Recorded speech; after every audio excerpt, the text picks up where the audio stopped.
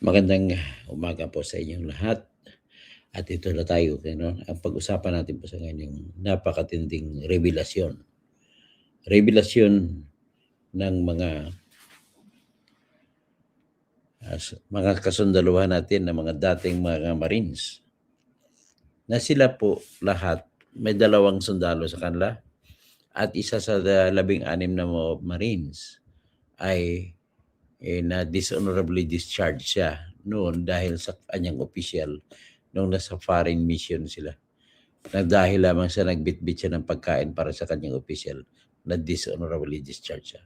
Anyway, ano lang yung backgrounder lang yan. Pero ang katotohanan ay hindi mo naman mababago sapagkat sila po ay lahat may personal na alam nung nagsilbi silang bodyguard ni Saldico noong panahon ng si Saldico sila ay namamayagpag pa.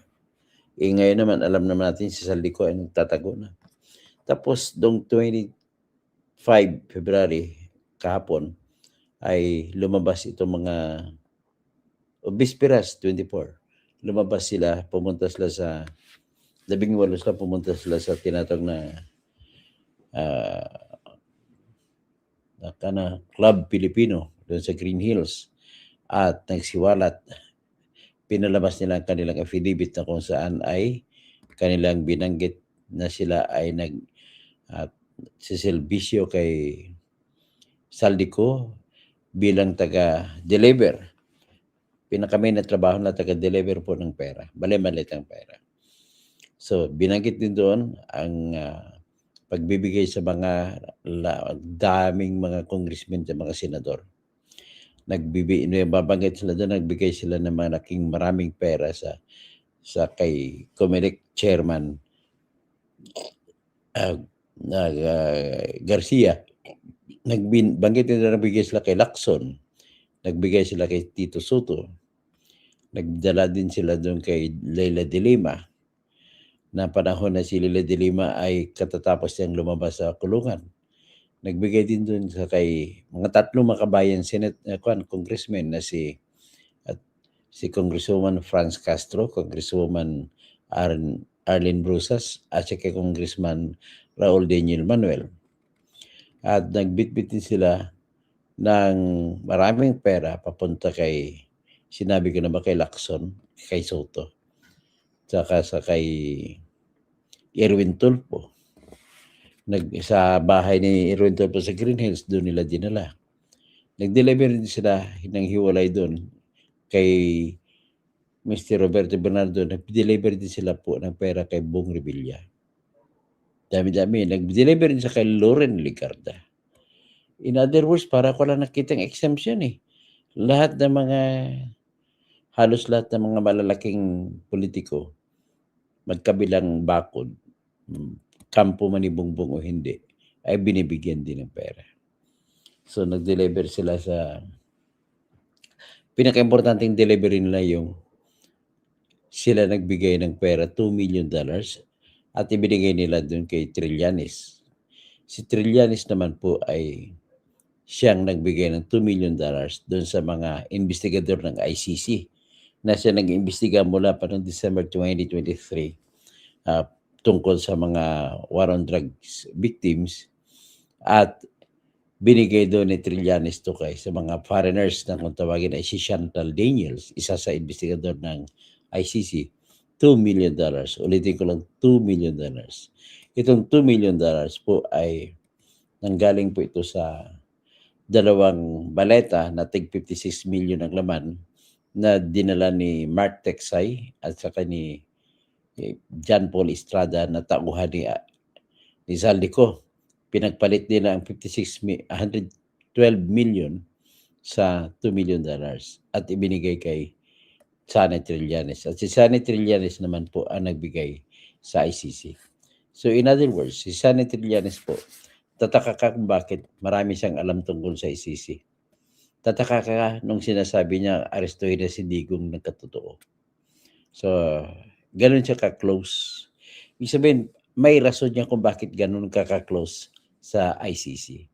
Ibig sabihin po, kung ganun ka-close sa ICC, ay totoo ay yung sinasabi ng mga Marines na nagbibigay siya ng $2 million. Mula ng December 2023 hanggat sa 2025 ay si Trillanes ang nag-entertain sa mga ICC personnel na dumarating dito para mag-imbestiga. At si Trillanes din ang nag-arrange ng kung sino mga pamilya ng biktima na interviewin. Siya na nag-arrange na dadalhin si Trillanes dun sa bahay kalinga ni Father Flavio Villanueva na siya nagtitipon ng ibang mga war on drugs victims. So in other words, here comes the reality na yung isang tao na nagkukunwaring santo ay demonyo pala, si Sana Trillanes. Wala naman sana, maganda naman sana ang trabaho niya na magbibigay ng katarungan para sa mga biktima ng war on drugs. Pero ang problema ko, kailangan pa ba ng malay-malitang bag na para mabigyan ng katarungan ng mga nabiktima? At bakit kailangan pa ng malay-malitang bag? Ibig po bang sabihin, hindi gagalaw ang ICC kung walang malay-malitang bag? Maari. Bakit po? Sa sunod na natin pag-usapan yan. Ang focus lang po natin ang usapan ngayon. Ginagawa ko lang po introduction niya habang nagtitipon tayo ng mga manonood kasi madaling araw na. So, pero bago yan ay yung ulitin ko lang po yung akusasyon ko kay Enzo Recto, kay Bad, kay Christian Esguera na tumatanggap sila kay Trillanes. Kasi po, lagi nilang ini-interview si Trillanes at lahat ng sinasabi ni Trillanes ay pinaniwalaan nila. Napansin ko itong sinasabi nila na 150 million pesos daw yung binabayad ni Duterte buwan-buwan kay Kaufman. Paano magkatotooin? Yung pala marami, billion-billion palang hawak naman ni Trillanes na pera. So ano sabi mo, Pastor Geoffrey?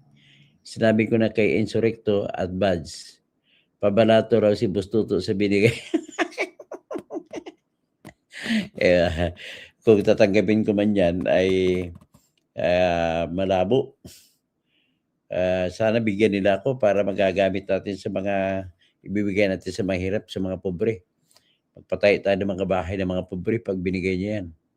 Tapos si Rolando Tayubong, good morning Katoto.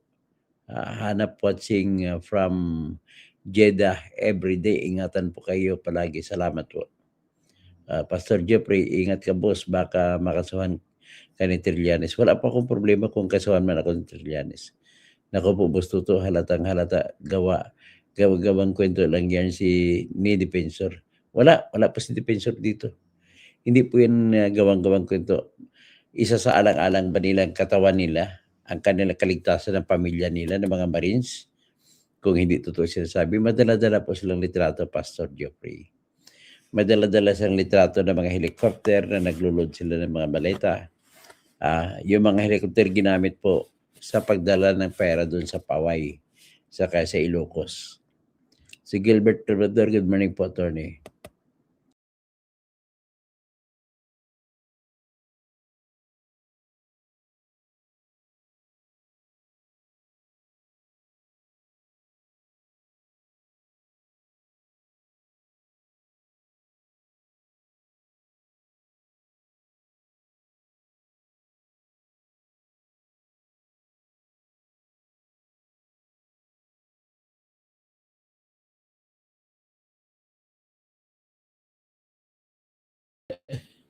Tinitira na naman tayo na wala tayo, no? Anyway, andito na babalik na naman tayo. Tapos, God bless, Bustoto, Tirador. So, Grey Mix Vlogs. Good morning. Turning watching from Scotland. Wow. Naalala ko Braveheart na pelikula. Tapos John Wallace ba yun? Tapos hindi sila nakakaimik, boss. Hindi sila makaimik. Halata na po sila, pati si Christian Esguera. Okay. Sino pang iba? Bago tayo magsimula, discuss si Gilbert Labrador. Okay. Ganito po. Good morning, Enrique Rojas. So, ang nangyari po dito, ito pong testimonya ng mga Marines na nag-deliver ng pera. Ginagamit po nila kay Sandro, diniliberan din nila. Ang haba ng maraming kwento nila, may madarating pa mga matitindi. Nakakaasar lang po talaga po.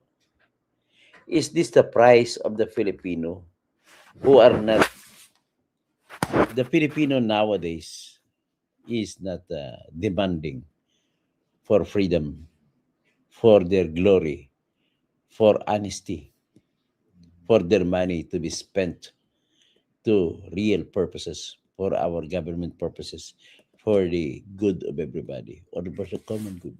Hindi nangyari. Ang problema sa mga Pilipino tayo, parang baliwala lang po sa atin. Pero ito naman, kahit ganun pa man, you're still entitled to know what is happening in our surroundings. Kaya ito po, i-share ko sa screen ang personal interview ni Eden Santos ng Net25 patungkol sa isa sa mga o dalawa sa mga sundalo na lumabas. Siyempre sa paglabas nila pong yan ay nakasalalay ang buhay nila. Nakasalalay ang pamilya nila, mga anak nila. Kaya pakinggan po natin sila. Ang nagsasalita niya, nakita nyo si Attorney Levito Baligod. Ang kanya pong record ay siya po yung abogado na nagkaso sa mga senador, sa kasama na si Bong Revilla, si Jengo Estrada, at saka si Enrile na kahit na absuelto ay may experience na sa pagsasampa ng mga graft cases. So sa ngayon, siya ang nilapitan ng mga Marines. Pero ipinakita po namin sa inyo ang isang larawan na kung saan nandoon si Master Sergeant Putesa na kasama sa pagde-deliver ng pera. Pero gusto kong iliwanagin din na si Master Sergeant Putesa ay na-assign sa isang media operator ni Saldico. Pero sinisweldohan siya ni Saldico. At di kalaunan ay dahil kulang ang tao sa pagde-deliver, kinuha si Master Sergeant Putesa at 2 linggo lamang siyang nasama sa pagde-deliver. Pero alam niyo po, ang mga kasundaluhan na nasa harap ninyo, mula September 2022 hanggang sa kagitnaan ng 2025 ay 3 hanggang 4 na beses kada linggo na nagde-deliver ng pera sa Forbes Park at sa Aguado sa tapat ng Malacanang.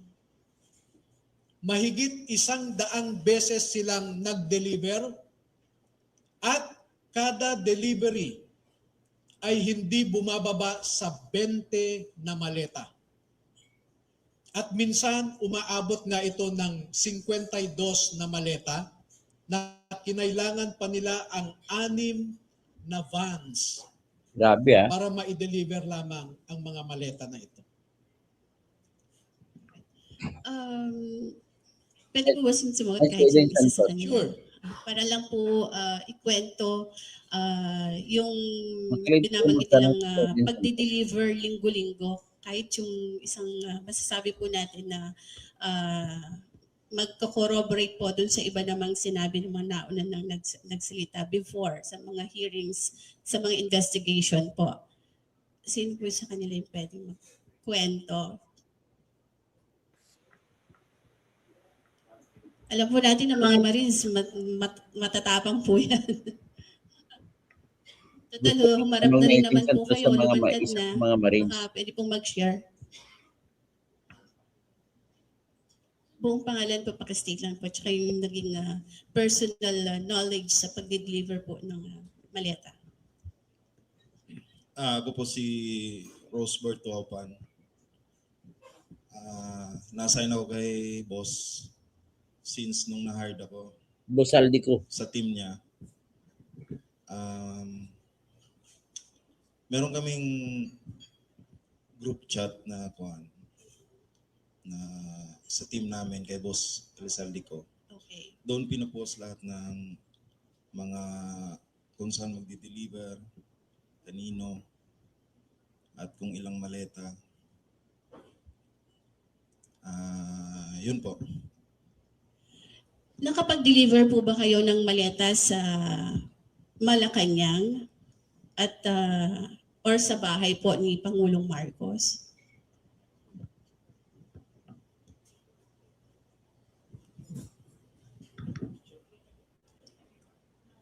Opo. Ako po si Bernard Tube. Nakapag-deliver po kami. Saan? 41 Forbes po. Bernard Tube. Nakapag-deliver po. So ito po yung bahay di umano ni Pangulong Ferdinand Marcos Jr. Yes po. Meron din po kami sa Ilocos. Kasama po si Kong Saldi. Oo. Ilang maleta po yung nag-deliver sa Forbes at saka sa Ilocos? Yung sa Ilocos po ay sa 5 maleta po. Hindi mong malita sa... Pero kanino po yun? Kanino po yun? Pagkakaalam ko,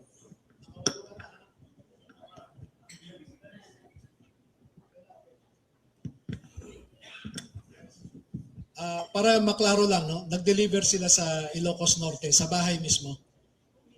At sa Paway, sa bahay ni BBM. Papaway, bahay ni BBM. Ha? Oo. At saka may mga katibayan naman. No? Next question po, si Pam po ng Third Floor Studio YouTube, sir. Attorney, sino po ang nasa taas ni Zaldico para ho yung lakas ng loob niyang magbaba ng mga utos na yan, sundin ho ng ating matatapang Tama na naman na tanong. leading uniform na ito?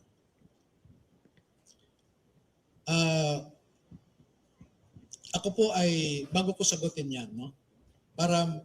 I want to put in context my answer and why that is my answer. I am a lawyer, a litigator for 26 years. I deal with facts. I don't speak without basis. I do my homework. Nakita nyo naman noong PDAF scam, nakapag-file ako ng complaints sa DOJ laban sa 14 na senador, 198 na congressmen, at 5 cabinet secretaries. Yan ang sinabi niya. So, yan ang endgame, no? Pero at least, what is important today is that we are looking at the reality. 100% po na totoo po ito mga sinasabi ng mga ito. Bakit po? Wala naman silang dahilan para magsinungaling. Number 2, may mga backup po sila mga litrato na pinakita. Number 3, ang mga litratong pinapakita po nila ay mga litrato ng helicopter habang kinakarga yung mga malita-malita. At may eroplano pa. Saan dadalhin yun? Marami doon ay dinala nila sa kanya-kanya mga importante mga taong pagbibigyan ng pera. Kasama na rin po si Ferdinand Marcos Jr. Sayang. Dito mo talaga na nakikita na kahindik-hindik ang nangyari sa bayan natin. Kailan pa ba tayo sabihin ko na, magiging brutal na ako, kailan ba tayo mag-atras? Ito na lang po, matindi na po yan. Tapos, may connection pa ito sa kaso ni Duterte.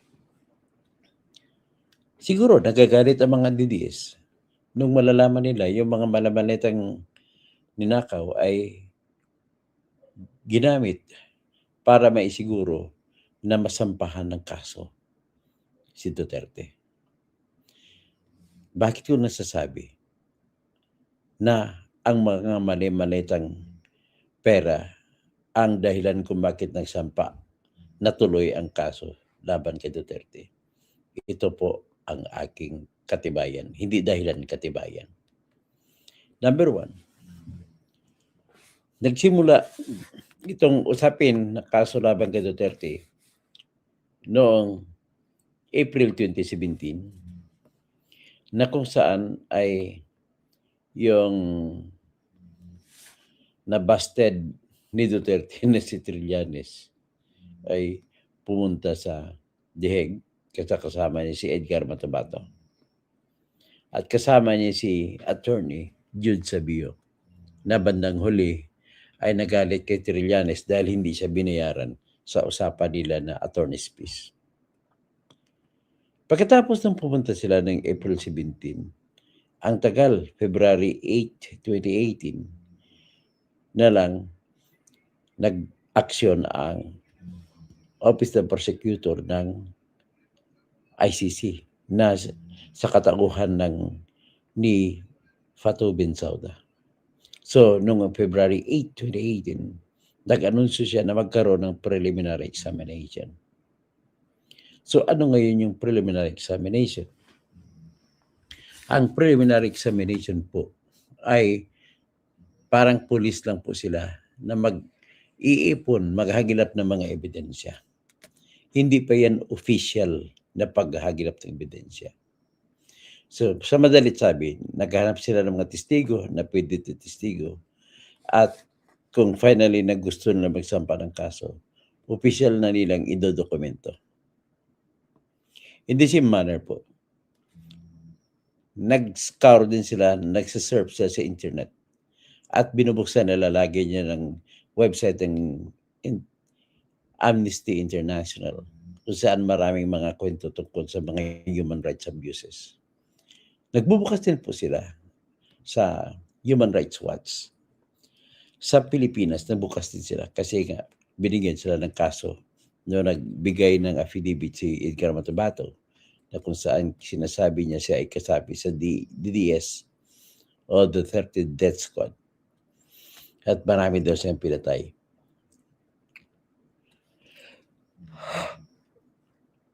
Gayon, makita mo, pagkatapos na mai-anunsyo ni Fatou Bensouda ang kanyang preliminary examination ay walang nangyari.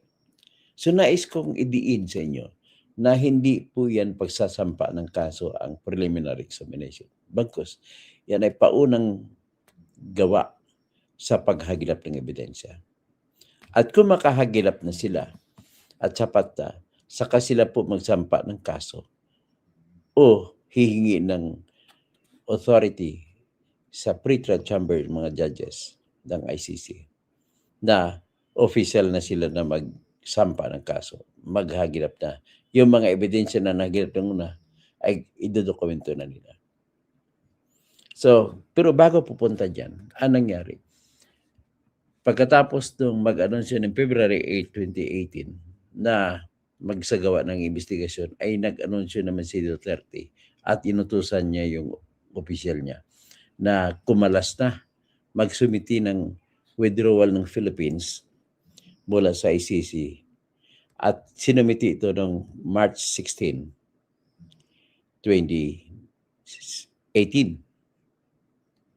Ngayon, dahil po nasa batas ng International Criminal Court na ang batas ng ginagamit ay tinatawag na Rome Statute, nakalagay din sa Article 127 na kung sino mang bansa ang gusto umalis o kumalas ay may isa pang taong palugit na bago tuluyan na magiging final ang withdrawal.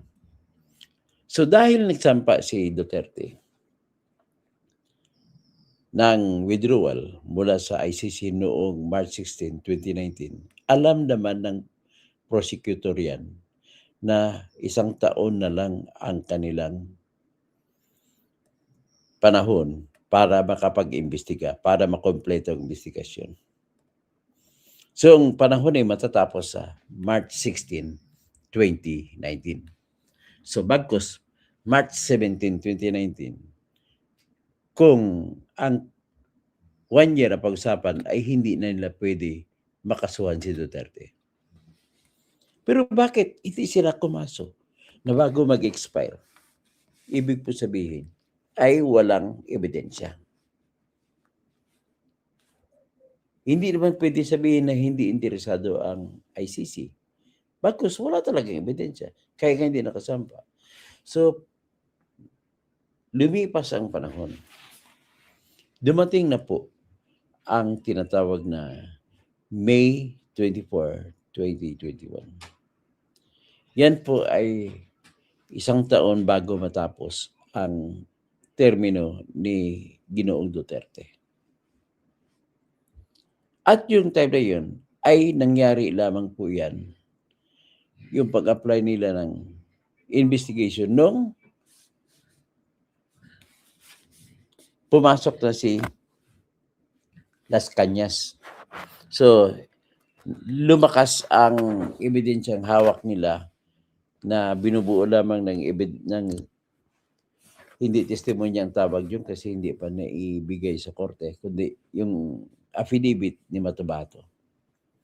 At dinugtungan ng affidavit ni Las Cañas. So, medyo lumakas. Kaya lang ang problema ay lampas ng isang taon. Lampas na yung hindi nakasapi ang Pilipinas ng ICC. Ganun pa man, lumabas pala, pumunta pala si Las Cañas doon noong April 20, not April, October 2020. So kaya nga, May 24, 2021, ay nagsampa sila ng kaso or humingi sila ng authorization mula sa pretrial court chamber ng ICC. Pagkatapos nun, inaprubahan nyo noong September 15, 2021. So, mula sa araw na September 15, 2021, ay kung meron silang ebidensya, kagad-agad dapat mga October, November, December 2022 ay nasampa na nila dapat. At 2022, nasampa na dapat nilang kaso.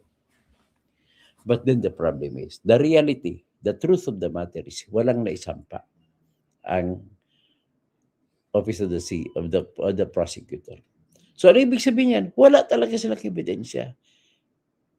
So, dumating na po, 2022, nanalo na si Bongbong Marcos sa pagka-presidente. Wala pa rin naisampa. Ibig sabihin na po, ay wala silang ebidensya.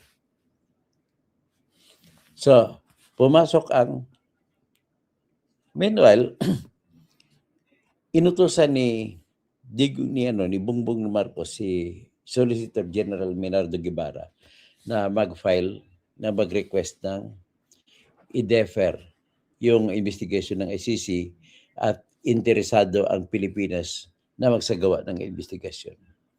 Kaya nga nag-file si Menardo Guevara ng request for deferment of the investigation to be conducted by the ICC. At napagbigyan naman ito at binigyan ni sila 1 year. Ang 1 year natapos ng 2023.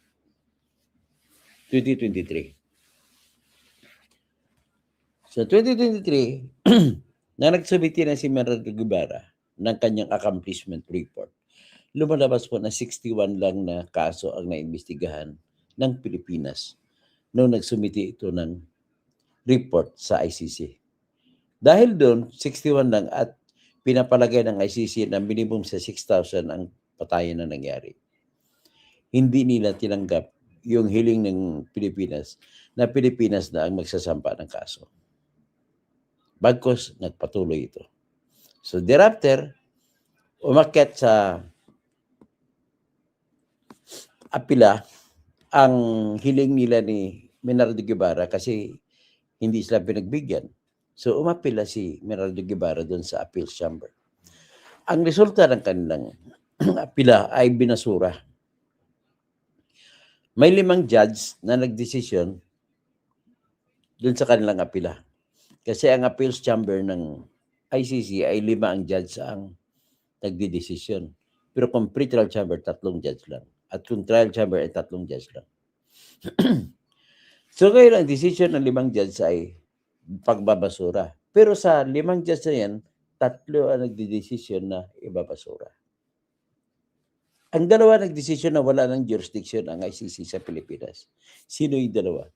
Si Judge Perin D. Birchambaut at saka si Judge Gotcha Lord Gipanidze. So from there, nagtuloy-tuloy the investigation. So that was 2023. So timing December 2023, dito na ngayon. Ibig sabihin po, kung hindi gumalaw noong December 2023, itong flood control project, kung hindi nabigyan ng $2 million ang mga ICC investigators, hindi sila mag-imbestiga? Ganon ba yun? Ganon ang lumalabas. Ngayon, nasasabi ko na totoo yun, yung pagpunta ng mga ICC investigators dahil may mga litrato. Kuna-kuna ng litrato ang mga ICC investigator, lalo na yung kanilang team leader na si Chantal Daniels. At nabigyan sila ng $2 million. Every now and then from 2023, papunta sa Pilipinas at si Trillanes po, nagbibigay siya lang ng mga taong interviewin. So, ibig sabihin, doon pa lang, nagbabayas na si Trillanes. Gusto lang interviewin yung mga gusto niya lang niya makadiin kay Digong Duterte. Hindi niya hinayaan ang ICC mag-imbestiga kung ng lahat, kundi pinipili lang. So selective justice ang nangyari. So natural, pipiliin niya yung mga biktima na magsasalita na diin kay Duterte. So yan po ay connection ng flood control projects sa tinatawag ICC justice system. Kaya doon pa lang tumakbo, no? Pero bakit 2023 dapat kung magaling sila at kung talagang totoong may kasalanan si Duterte, na kung totoong may ebidensya laban kay Duterte, 2023 pa lang, 2024 ay nasampa na nilang kaso. Naumpisa na. Nagpalabas na sana nila ng warrant of arrest doon. At hindi lang si Duterte. Kung talaga may ebidensya sila, dapat sa lahat. Kay Bato, kay Bongo, kung sino mang iba. Kay Albialde. Pero bakit si Duterte? Kung bakit si Duterte, yan na po naman ang aking ebidensya na kulang sila sa ebidensya. Kasi si Duterte lang pinaparesto nila eh. Ang tanong ko naman dyan ay may sense. Bakit po? Hindi mo pwede sasabihin na may ebidensya kalaban sa mastermind kung hindi mo kakasuhan ang mga tao sa ilalim ng mastermind. Hindi mo pwede mapatunayan na guilty ang mastermind kung hindi mo mapatunayan na totoo ngayong mga patayan. At totoo kung sino-sino mga pumatay. Dapat may inutusan. So iyan po sa ngayon, nagsasalita ako, matutumba lamang ang kaso ng ICC laban kay Duterte dahil wala po silang mga tao, walang koneksyon po sa mga killer. Ano bang koneksyon ni Duterte sa killer? That will only be, although kapanipaniwala na sabihin si Duterte ng utos, pero iyan po ay hanggang sa level lamang na may duda pa. So, with that as it may, at the same time, sinamantala rin ito ni Bongbong Marcos na ang ibang mga maleta ay mapupunta doon sa Paway. Pero ang katotohanan, halos lahat ay dinala doon sa Aguado, doon sa Malacanang. At dinala rin sa 41 McKinley Street, bahay ni Bongbong Marcos. So with that, gigreet ko na lang kayo, good morning. Happy People's Power Day. Saan galing pera pinamigay? Ito po ay nanggaling kay Saldico. Si Saldico naman, according to the Marines, ay nagbibigay sa kay Saldico ng pera ang mga kontraktor na kahit hindi pa nag-umpisa ang project, hindi pa na-aproba ng budget, nagbibigay na ng pera. Ganun kagaling sila. So, ibig sabihin na na-corroborate o nasuportahan ng mga testimonya ng Marines na ito ang naunang sinabi ni Gutesa at saka naunang nasabi ni Saldico sa kanyang Facebook page. At tapos kay Kumaro, kinanta na kung sino ang kinabang dapat patawag sa Senado at imbestiga ng sarili nila. Yung problema kay Ping Lacson, ayaw eh. At tapos kay Green, nagdududa na ako sa pagkamatay ni na Attorney Sabio at Bicoy. Namatay ba si Bicoy? Baka si Trillanes nagpapatay nun. Kay Kumaro, tapos Henry Amboy, Tuloy ang laban, Dr. Toto Kasik, watching from Calgary, Italy. Salamat po. Cagliari pala. Cagliari. Bernard Magtibay. Kano mo si Melvin Magtibay na bagong MBI chief? Tapos si Jose Yabo. Para kapani-paniwala, dapat mayroong videos, recorded action is louder than words sa panahon ngayon. Ang pinakita nila po ay puro mga litrato. Suniki number 5 sa buhay ng pamilya nila malagay sa alanganin. Tama po. Number 4 buhay nilang nakataya. We salute you mga sir. Yan po. Maraming salamat po sila. So fresh ang mukha ko, ang aura ko. Sige, magandang umaga po sa inyong lahat. Tayo matulog na muna at salubungin natin na maganda ang umaga na darating. Paggising natin. Maraming salamat.